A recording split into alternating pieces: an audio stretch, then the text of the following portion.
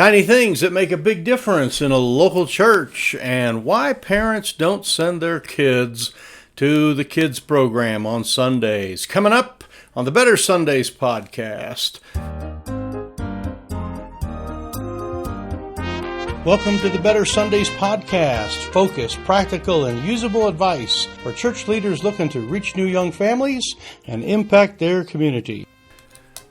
All right, greetings. This is Mike Holmes here at the Better Sundays podcast. I really wanted to start this out with a different set of three words. I was going to say details, because folks, it is tiny little details that make a huge difference in your local church, and we're going to talk about that coming up here on this episode. So thank you very much for being with us. This is Mike Holmes from the Sinclair Baptist Church and the Reachkeep ministry, doing some training for you, helping you out, whether you're listening on a podcast or you're watching this on our YouTube channel. We're just glad that you are here. We've been wrestling with technical stuff all week long with our conference and a lot of different things, and I'm tired of wrestling and ready to minister and ready to help you out, and I enjoy talking to you. And this week we had an interesting question that came up, and we're going to cover that in our Ask Mike segment in just a little bit. Why parents don't send their kids, their kids just sit with them in a service, and why they don't send the kids off to, in our case, or it would be maybe a junior church is what you would call it. We have actually Sunday school during church for our children, but why parents let their kids just sit with them, and what are some of the downsides and upsides to that as well. So we're going to cover that, but we're really going to be diving into this idea of the shopkeeper. And the shopkeeper is someone that works those details. I've envisioned and tried to paint this picture for you in our podcast of is a church a business? Is it not a business? And I've kind of painted the picture of the old-fashioned shopkeeper, being out there and sweeping his front porch and making sure all his cans of lard and flour sacks were lined up and all that. And that's where we want to go. We believe the church is a business in that sense. To an outsider, when they come into your store, whatever, and you wouldn't call it a store, but when they come in, it's the same as them coming into a store for the very first time, and they're going to notice things, and they're going to notice if you have the products they're looking for. Okay, that's a very obvious thing. You wouldn't go to a shoe store looking for an axe handle, back in the old day. So this idea of do we have what they want, and are we providing solutions is a portion of it. Now, but believe me, I know the local church is its own unique organism. It is something that Christ loved. I mean, it's something that he gave his life for, and it's just a unique situation. But for outsiders who are not yet there, we've got to have a different, in other words, they come in with a different view. And it's not that we have to change and adapt for them. I mean, we are really the body of believers, but they are paying attention. And so we can pay attention to details that are important. And all of us pay attention to these details all the time anyway. And so I want to go through and give you some very important things, some details, tiny little things that will make a huge difference, whether you're going to have people come back to church with the next week and the next week, and then thus be able to fulfill that portion of the Great Commission. We want to preach the gospel, we want to lead them to Christ, and then we want to make disciples. We want to give them a chance to, and show them how to be a follower of Christ, show them how to move forward. So that's what we're going to cover today. So anyway, so glad that you're here. Again, this is on YouTube. This is also on a podcast. And if you're on either one of those, we appreciate if you take time to, hit the share button or give us a 5-star review if it's a podcast thing. We appreciate that. Especially on YouTube, it's very easy to hit that little thumbs up button. And if you do that right now, 1, 2, 3, go. Appreciate that.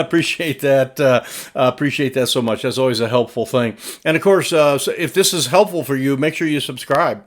and pass and get this out, because we really want to help churches around the country. If you are a Bible-believing, conservative, fundamental, old-fashioned kind of church, like we're here to change our community, we're here to reach the world, we're here to go get them, and you may not call yourself, you may have a different name. There's lots of different names for churches, put it this way, and lots of different attributes of a church. But if this appeals to you, then we're here for you to help you reach the world, okay? Your little chunk of the world. So, all right, let's talk about the details that need to happen.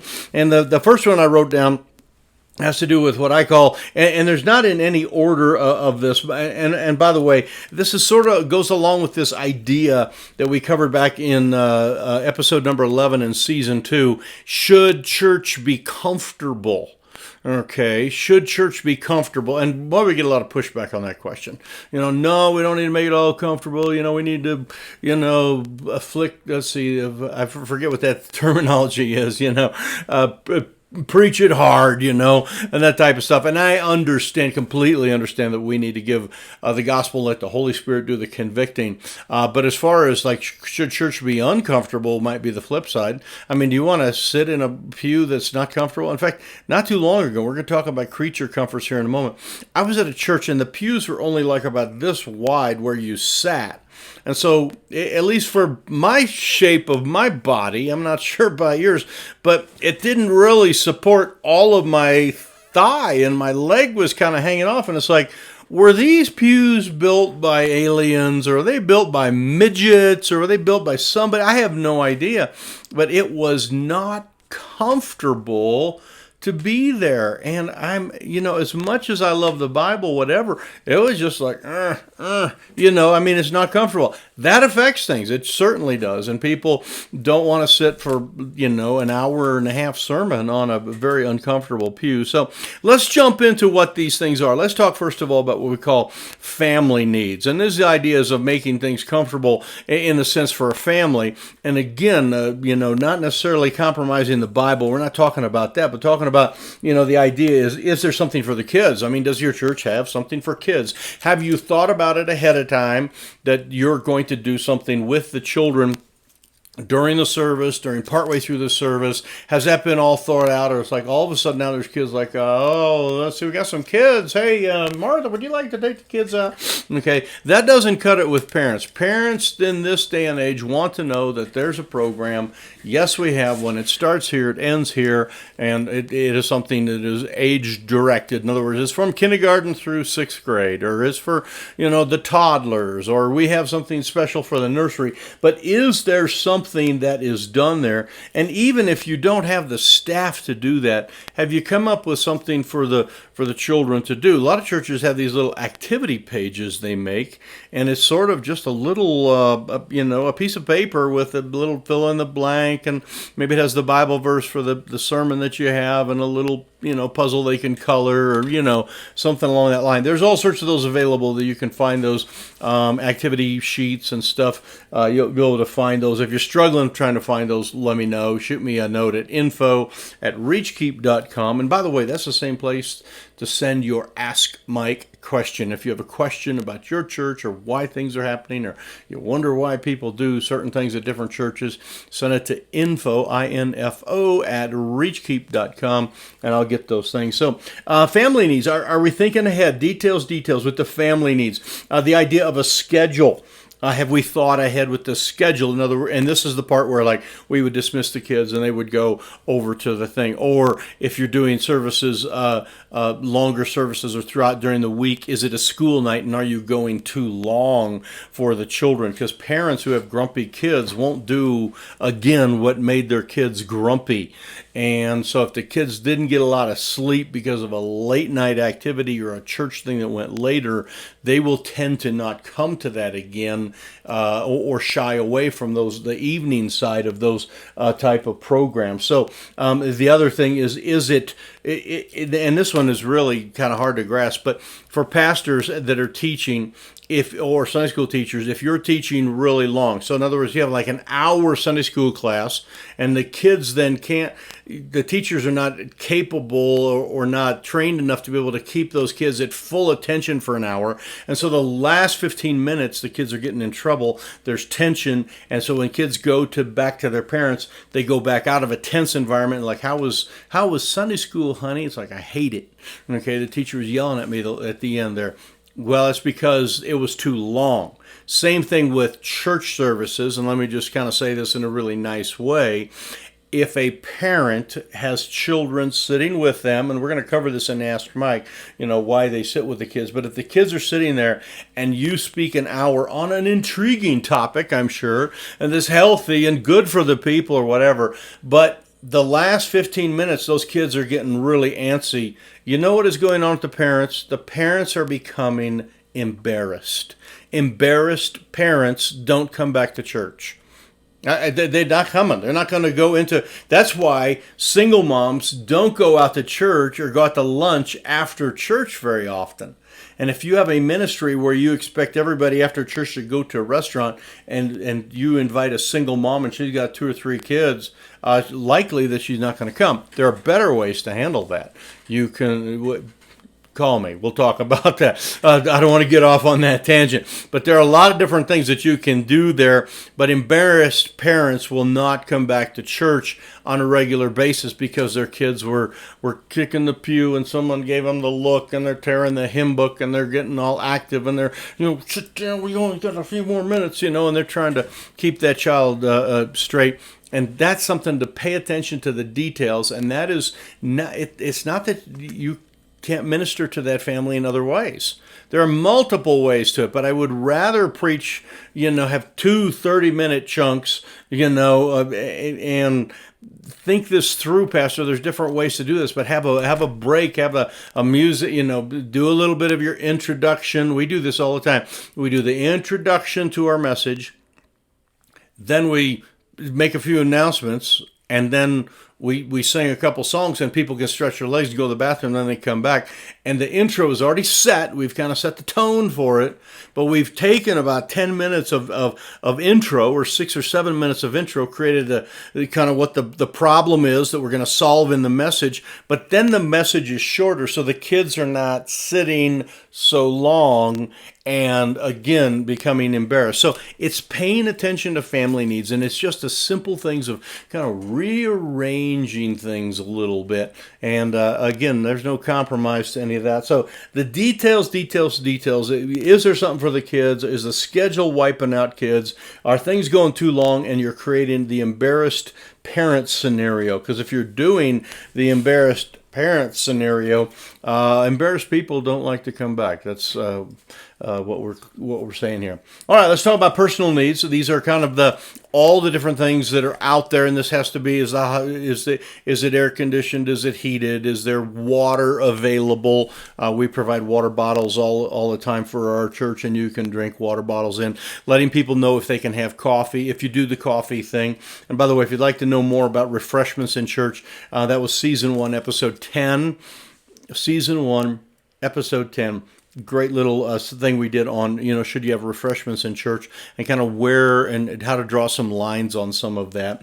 But if they're going to have coffee, if you can have refreshments in the service, how, can you have them in there or not? I mean, just letting people know. And it's sort of those little creature comforts that are out there, asking those kind of questions. The chairs, are they comfortable? And again, I mentioned a pew that was extremely uncomfortable, the padded pews, all that kind of stuff. Paying attention to all that kind of stuff. We're in a high altitude area. We're at about 7,000 feet. So water is a really important thing to have in this day and age, and our altitude, so we make sure that we have plenty of water available, and that they know they can have a water bottle in there. And I actually have a couple of them up front, and I drink through a couple of water bottles during an entire Sunday morning. So making sure the personal needs are kind of there, and making sure you've got that. So again, these are details, taking time to think through the whole thing. And of course, there's spiritual needs, okay? The spiritual needs of people, where they are going,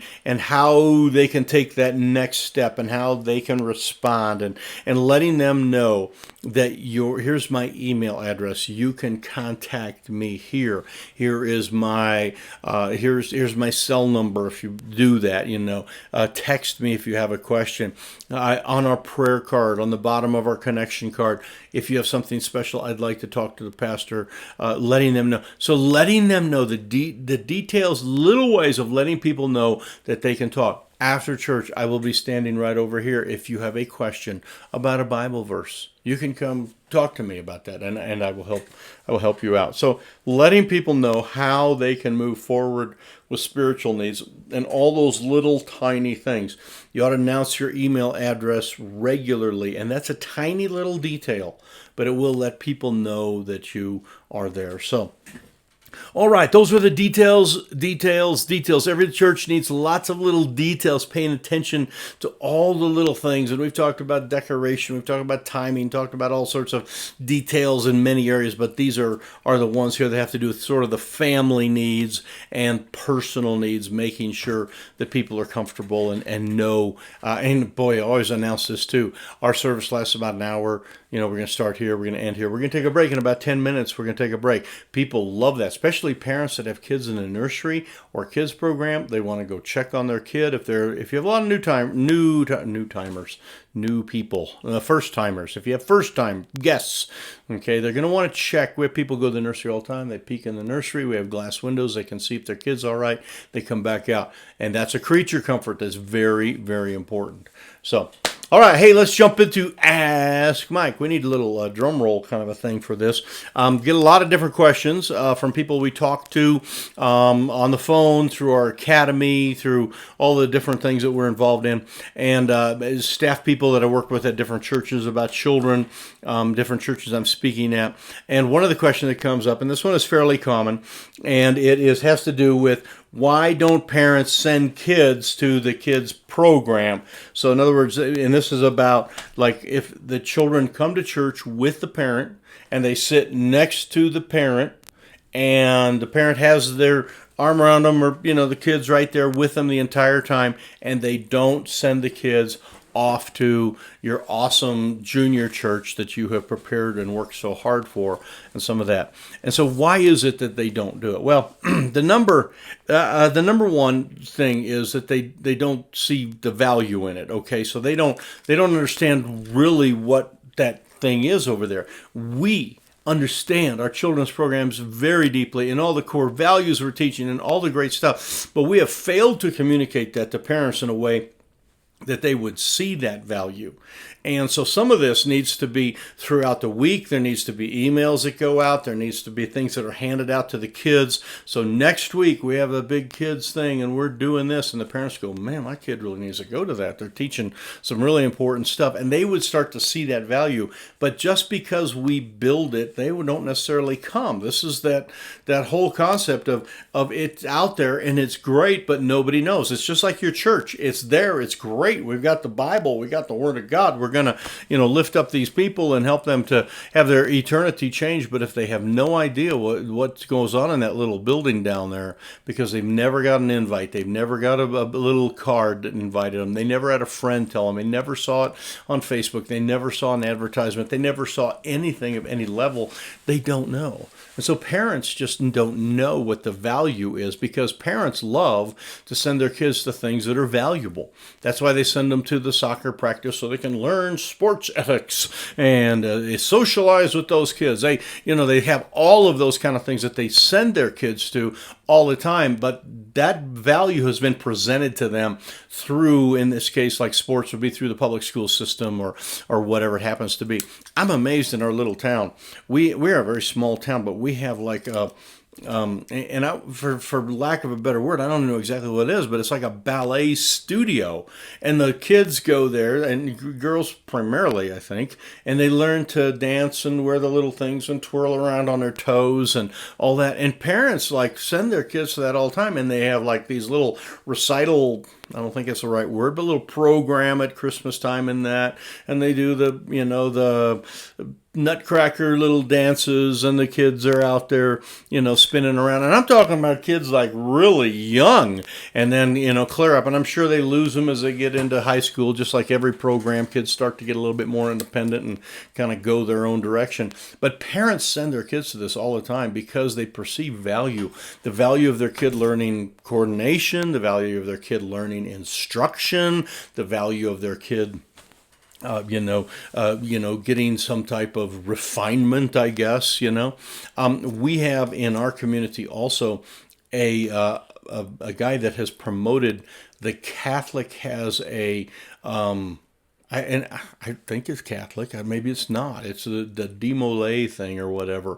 But it's the idea of these kids these boys, young men, go to these things, and it helps them build characters, kind of like what Boy Scouts used to be. And we have a guy that's gone around promoting, and he's got a bunch of kids that go into this particular program, and it was like an amazing amount of kids. Is like, hey, I've been trying to get that kid come church, and now he's off doing this thing with, some other denomination. I was, like, but why? Because it's really organized. And I saw one of their brochures, and it was really sharp, and it's like, I need to work on this stuff. I need to get better at this stuff. So the idea of letting parents know what is going on, they don't see the value.